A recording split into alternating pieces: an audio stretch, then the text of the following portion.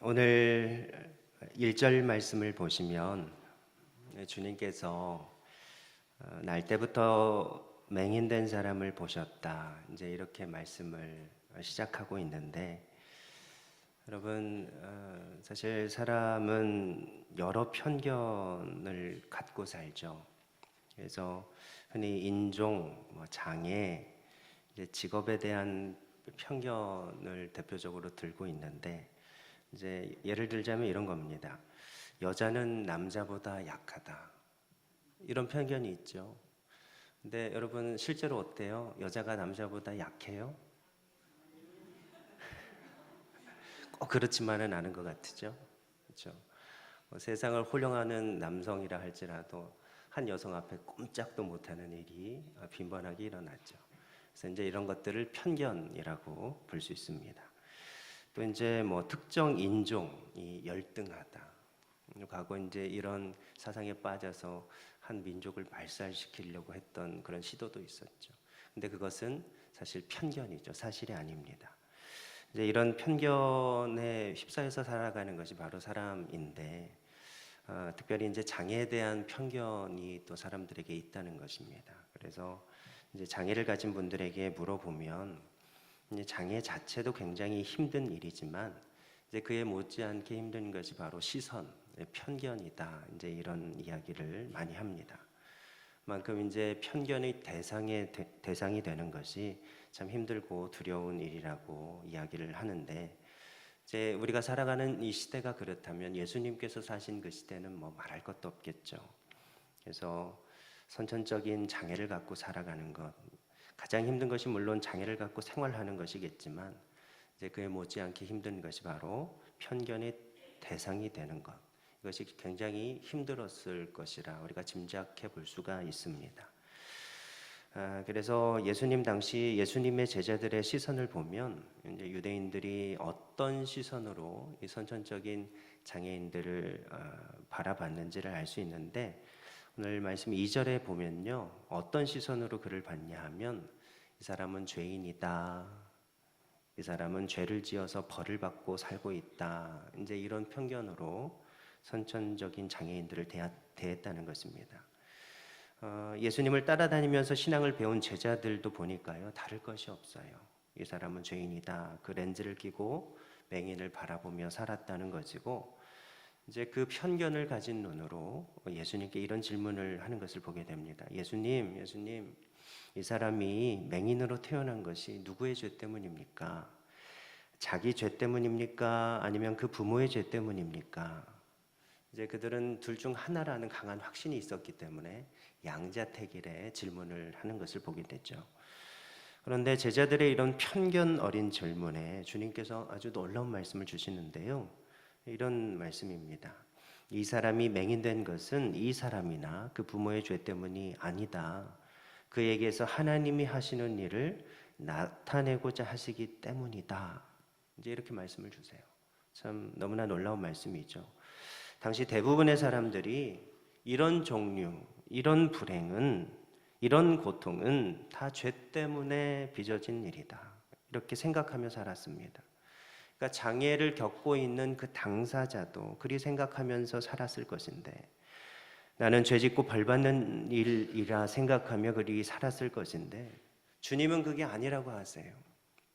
고통과 불행처럼 보이는 그 일을 통해서 하나님께서 무슨 일을 하시는 분인지를 드러낸다라고 말씀을 주고 계십니다.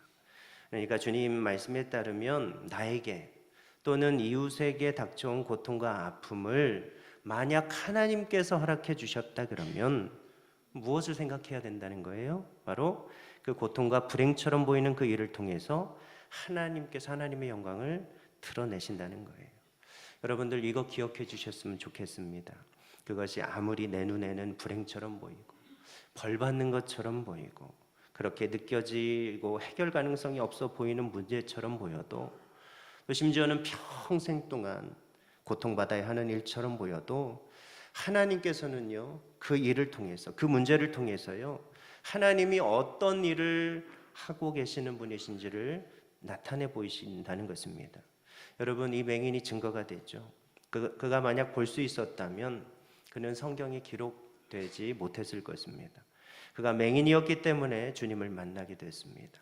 맹인이었기 때문에 눈을 뜨게 됐습니다. 이 맹인됨이 예수님의 은혜를 경험하는 통로가 되었습니다.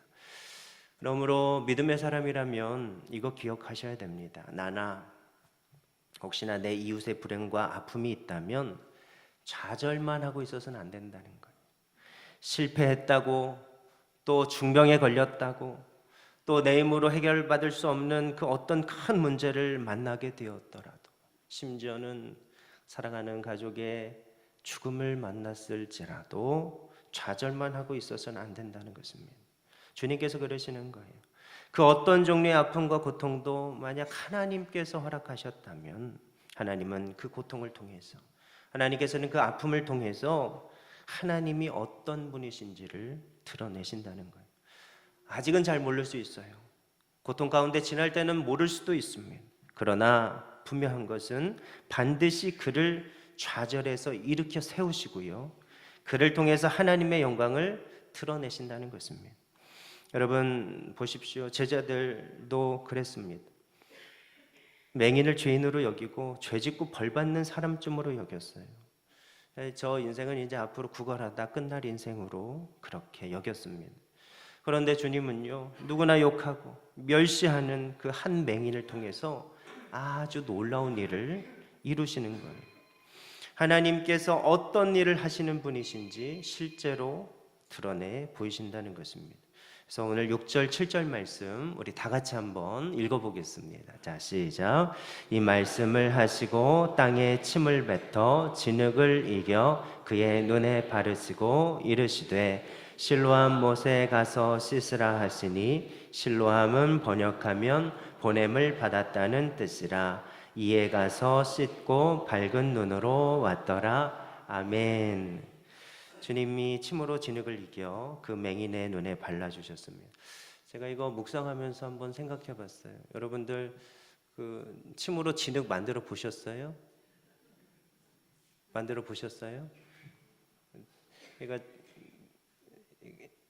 이제 엄청난 양의 진흙은 아니었던 것으로 보이죠.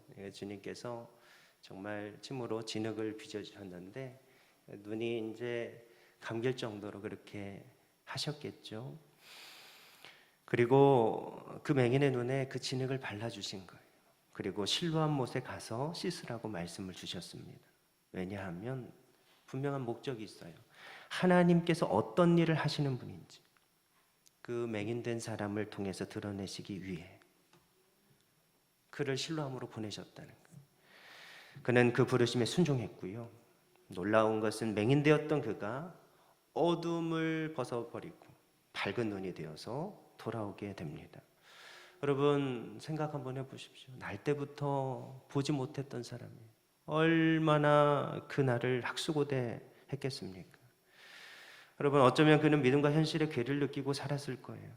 그는 나면서부터 장애를 갖고 태어나서요, 남들보다 훨씬 힘든 삶을 살아야 하는 자신을 보고 사실 긍정적인 생각보다는 부정적인 생각을 가지면서 인생을 살았을 것입니다. 그리고 그가 오직 할 수 있는 일은 구걸하며 사는 거였어요. 그런데 놀라운 것은 주님이 그를 기억하셨다는 거예요. 다른 사람들은요 다 그냥 멸시천대했지만 우리 주님은 그를 기억하셨다는 거예요.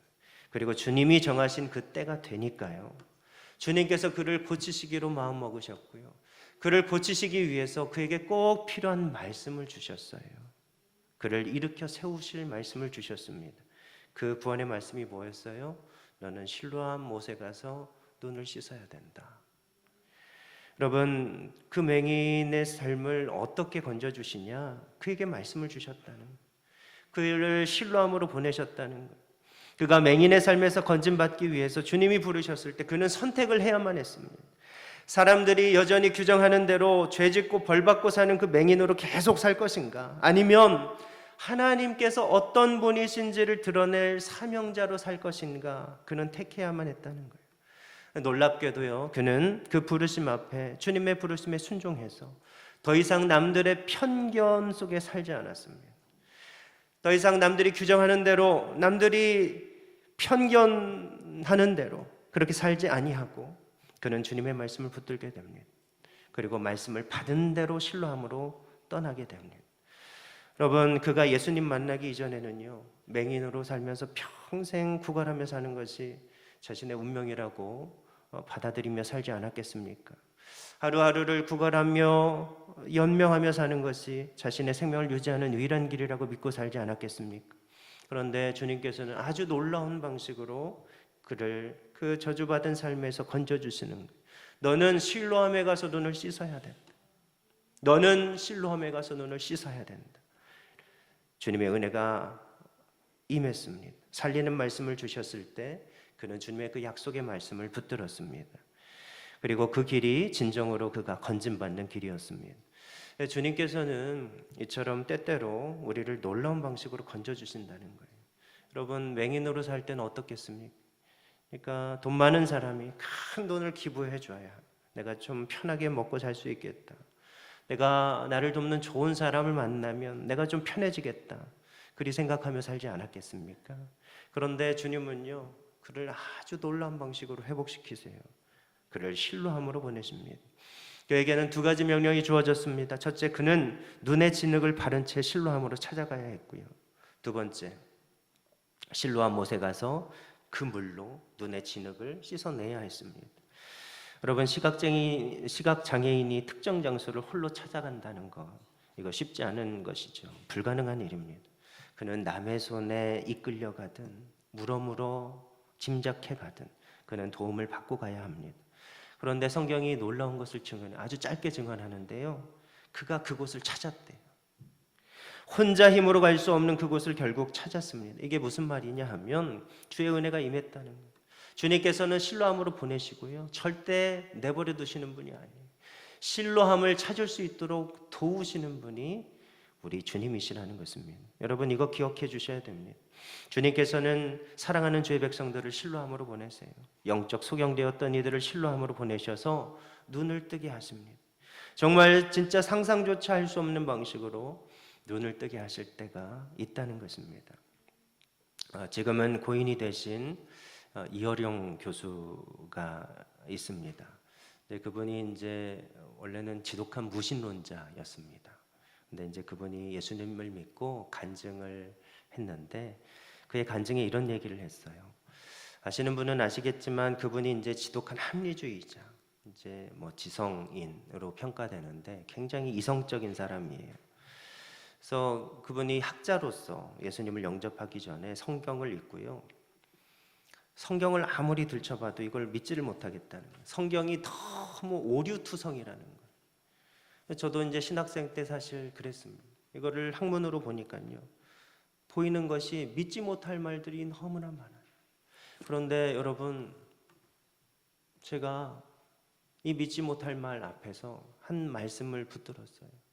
예수님께서는 거짓말하는 사람을 사단의 자식이다, 마귀의 자식이라 평가하실 정도로 그렇게 평가를 하셨는데, 그런 예수님께서 거짓말하실 이유가 전혀 없잖아요. 예수님께서 왜 거짓말을 하시겠어요? 이유가 없는 거예요. 그러니까 여러분, 이 성경은요, 믿음의 눈으로 봐야 보이는 거예요. 지식으로는 절대 이해할 수가 없는 거예요. 이성으로 아무리 이것을 떠들어 본다고 해도요, 이해할 수 있는 말씀이 아니에요. 그런데 놀라운 것은요, 이것을 믿음으로 받고 이 말씀을 통해서 살아계신 예수님을 만나면요, 그의 영의 눈이 떠지게 된다는 것입니다. 여러분, 이분이요, 예수님은 알았지만 이성적으로 접근하니까 성경이 오류투성이에요. 불가능한 말들이 잔뜩 있고요, 그 말씀을 믿을 수가 없었다는 거예요. 그런데 그분에게는 딸이 한 명 있었습니다. 이제 그분도 굉장히 똑똑하고 이제 미국 검사 출신입니다. 그런데 이제 그 딸이 이제 여러 아픔이 있었어요. 30대 초반에 갑상샘 암을 판정을 받고 수술을 하는데 암이 재발을 합니다. 그리고 게다가 그 손자가 있는데 그 손자도 ADHD 판명이 납니다. 그러니까 이제 여러 아픔이 있었어요. 또 나중에는 이분이 또 이혼의 아픔도 있습니다. 그러니까 이분이 굉장히 이성적이고 합리적인 분인데, 눈물이 없는 분인데, 이 딸만 생각하면 계속 눈물이 나는 거예요. 밤에 잠을 못 잘 정도로 눈물이 앞을 가렸대. 땅의 질병과 아픔 앞에 어찌할 수 없는 아버지, 내가 어떻게 해주고 싶어도 어떻게 해줄 수 없는 딸의 문제를 놓고 매일 고통 가운데 눈물을 흘리며 밤을 지새웠다는 거예요. 그리고 게다가 그 딸이요, 이제는 망막이 손상이 됐대. 그래서 앞을 볼 수가 없었대. 아버지가 찾아왔는데 설거지를 못해.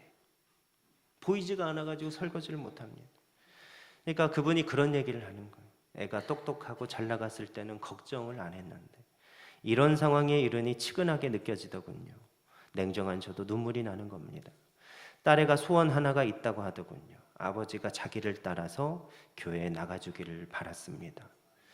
그래서 그 딸의 소원이라니, 그 예수님 믿지 않던 분이, 그 이성적이고 합리적인 분이, 이해되지 않으면 절대로 하지 않는 그 분이요, 어쩌면 마지막이 될지 모르는 딸의 간곡한 부탁에 교회에 나왔어요. 그리고 그가 이 자리에 앉아서요, 하나님 앞에 그렇게 소원을 빌었다는 거예요. 하나님, 저하고 계약 하나 하십시다.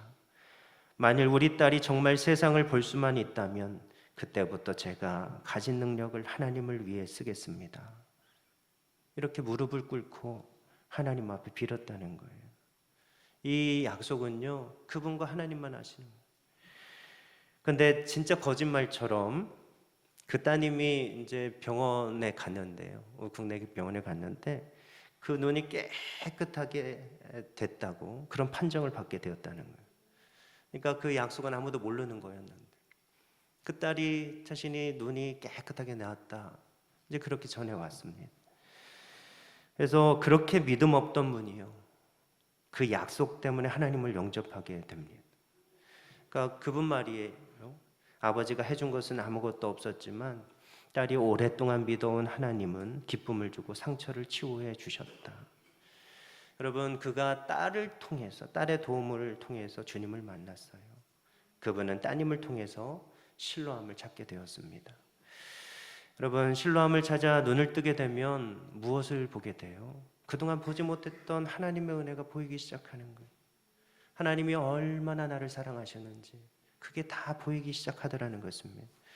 그리고요, 어떤 눈이 열리냐? 하나님이 나를 사랑하셔서 정말 많은 은혜를 주셨는데 하나님께서 나를 정말로 사랑하셔서 주신 가장 소중한 것이 무엇인지가 보이기 시작해요.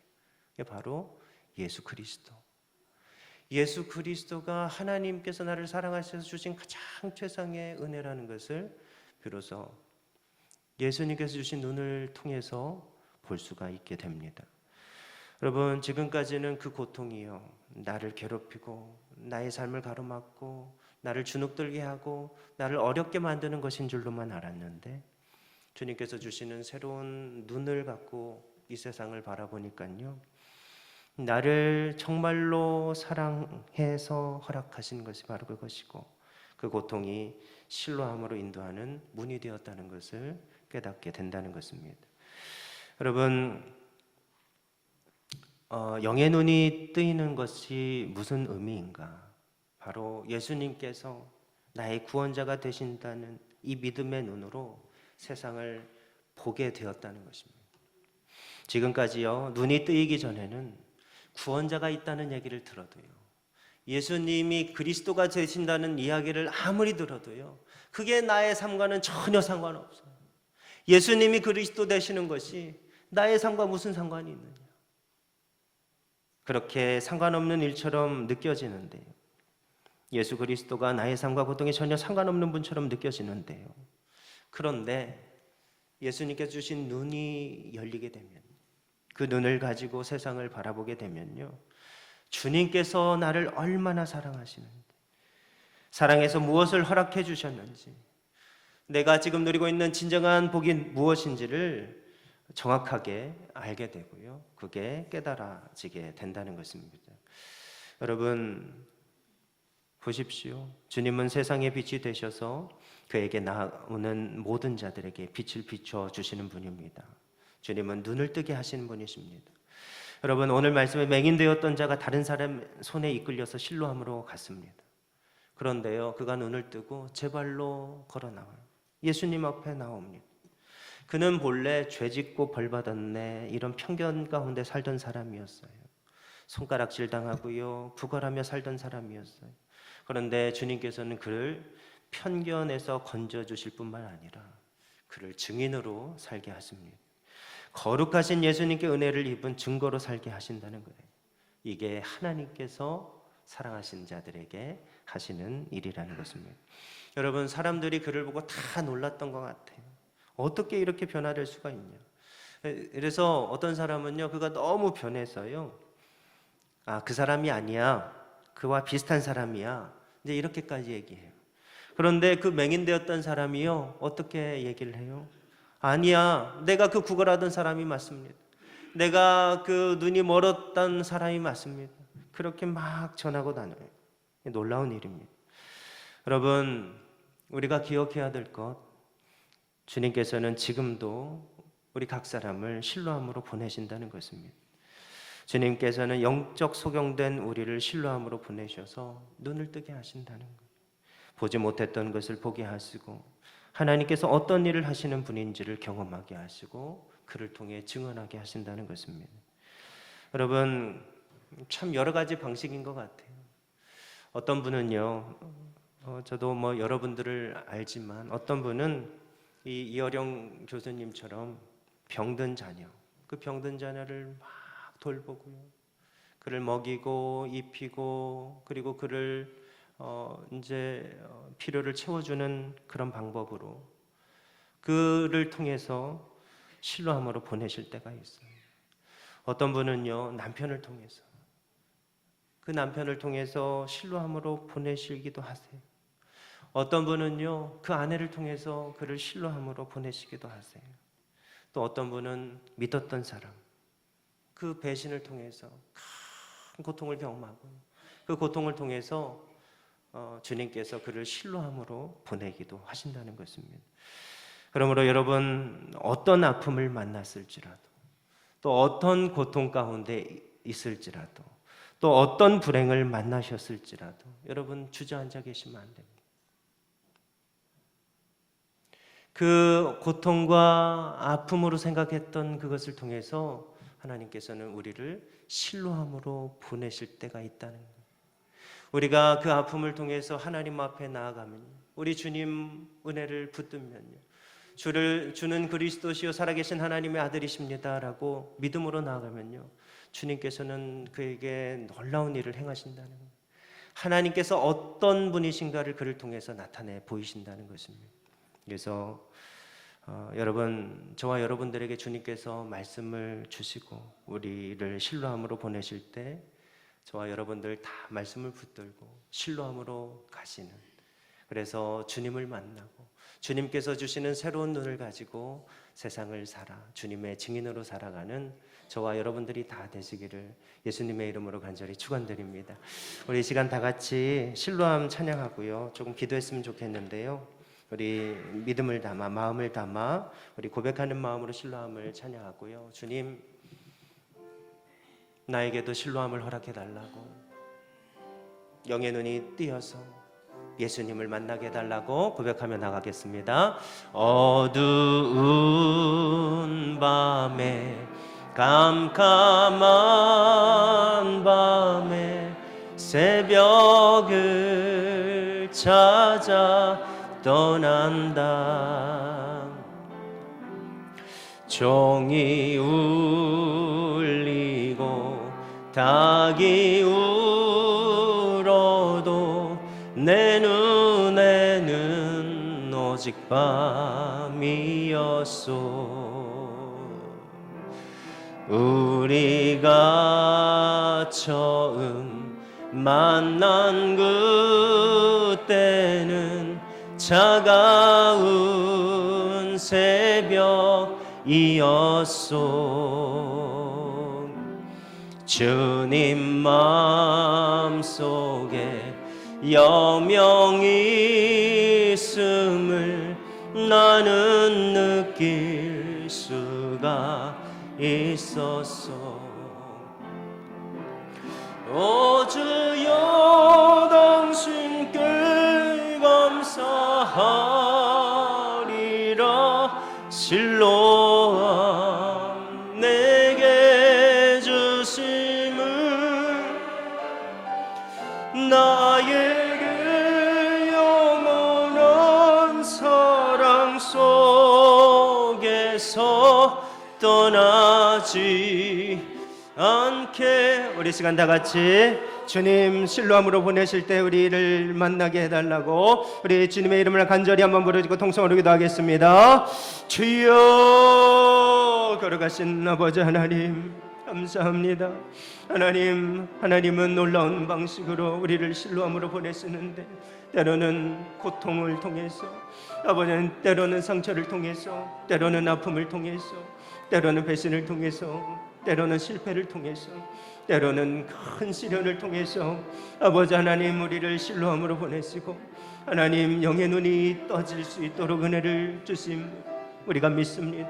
이 시간 아버지 하나님께서 우리를 실로암으로 보내실 때 아버지 하나님 우리가 그 말씀 붙들고 믿음으로 나아가길 원합니다. 아버지 하나님, 하나님의 은혜와 하나님의 예비하심을 통하여 아버지 하나님 우리가 사람의 손에 이끌려 아버지 하나님 앞에 나아갈 때에 아버지 하나님께서 은혜를 베풀어 주시고 우리의 영의 눈을 뜨게 하시고, 이제 예수 그리스도가 하나님의 놀라우신 축복이고 선물임을 믿음으로 깨달아 하는 눈을 아버지 허락해 주옵소서. 우리에게 그 눈이 열리고 하나님의 영광을 바라보게 하여 주시옵소서. 거룩하신 예수 그리스도 이름 받들어 감사하며 간절히 기도드리옵나이다. 아멘.